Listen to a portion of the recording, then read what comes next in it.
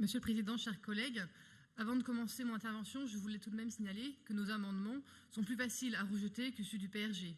Mieux vaut prendre en compte leurs amendements en intégrant les nôtres que l'inverse. Je parle évidemment des amendements 27 et 28. Avez-vous peur de perdre votre dignité et votre chemise blanche en reconnaissant que nous avons parfois raison? L'action sociale est un point important sur lequel les politiques publiques doivent s'investir. Je suis parfaitement d'accord sur le fait que cette action sociale ne doit pas se limiter au seul versement de prestations. En effet, je constate qu'il y a de plus en plus d'idées et même d'élan de charité pour améliorer l'habitat, l'économie sociale et solidaire, l'apprentissage, la formation professionnelle, la lutte contre l'illettrisme, l'aide pour un public vieillissant et ou handicapé. J'en passe. Monsieur Despars nous l'a redit lors de sa présentation.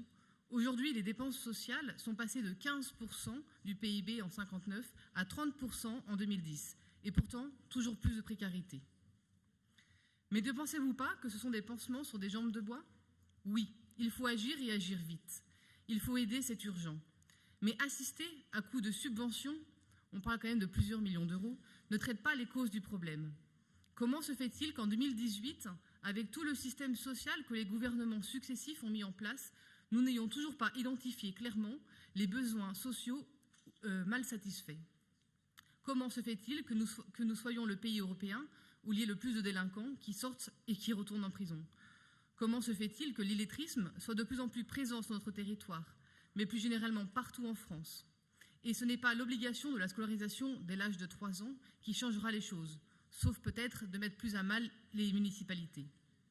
Si on veut faire une vraie innovation, il faut mettre en place un cadre précis, où les publics prioritaires sont clairement identifiés avec des éléments objectifs. Oui, c'est de cette manière que l'on attaquera le mal par la racine, avec une prise en charge suivie et personnalisée de nos jeunes primaires et ou enfants en difficulté scolaire. Mieux vaut ne pas attendre que nos jeunes soient en décrochage, ou illettrés ou délinquants.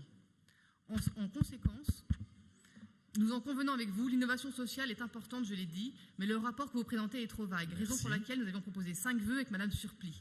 Afin de préciser cette... Madame de Kervorigan, je vous ai déjà laissé un peu plus de temps. Vous refusez délibérément la transparence, nous voterons contre ce rapport. Merci beaucoup. Merci.